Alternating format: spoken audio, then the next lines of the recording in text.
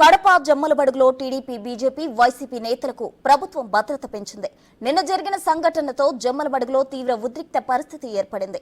దీంతో బీజేపీ అభ్యర్థి Adinarayana Reddy, YCP MLA అభ్యర్థి సుధీర్ రెడ్డి, కడప ఎంపీ అభ్యర్థి భూపేష్ రెడ్డికి 2+2 గన్ మెన్లతో ప్రభుత్వం భద్రత పెంచింది. ఇప్పటికే ఇద్దరు నేతలను పోలీసులు హౌస్ అరెస్ట్ చేసి జమ్మలమడుగులో 144 సెక్షన్ విధించారు.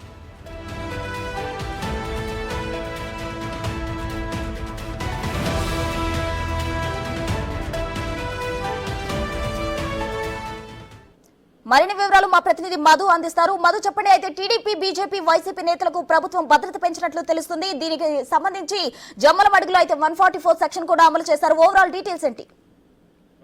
నిన్న రాత్రి 6 గంటలు 7 గంటల సమయంలో ఎన్నికలు పూర్తి అయిపోయిన సమయంలో బీజేపీ నేతలు కావచ్చు, అలాగే టీడీపీ నేతలు కావచ్చు, మరోపక్క వైసీపీ నేతలు కావచ్చు, వైసీపీ నేత సుధీర్ రెడ్డి ఒక పోలింగ్ బూత్ లకు వెళ్లి దొంగవేట్లు వేసేదానికి ప్రయత్నం చేస్తున్నారనే సమాచారంతో కూటమి అభ్యర్థులు ఇరువురు ఆ పోలింగ్ కేంద్రాలకు చేరుకొని సుధీర్ రెడ్డిని కట్టడి చేసే క్రమంలో కొంత ఘర్షణ చోటు చేసుకుంది. అయితే ఇరు వర్గాలు ఘర్షణ చేసుకోవడంలో సుధీర్ రెడ్డికి స్వల్ప గాయాలైనట్లు తెలుస్తుంది.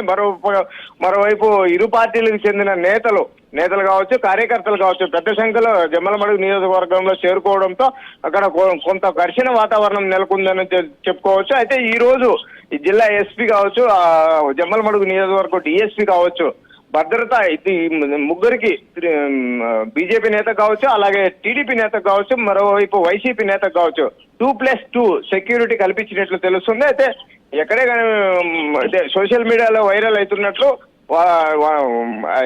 ఎవరికి ఎక్కడ హౌస్ అరెస్ట్లు చేయలేదు, ఇంతవరకు మమ్మల్ని ఎవరు హౌస్ అరెస్ట్ చేయలేదండి, మేము 4 గంటలకు మీటింగ్ పెట్టుకున్నాము, అదంతా ఫేక్ అండి అని చెప్తున్నారు. అయితే ఈ జమ్మలమడుగు నియోజకవర్గంలో మాత్రం రాత్రి జరిగిన సంఘటనతో 144 సెక్షన్ మాత్రం అమల్లో ఉన్నట్లు తెలుస్తుంది.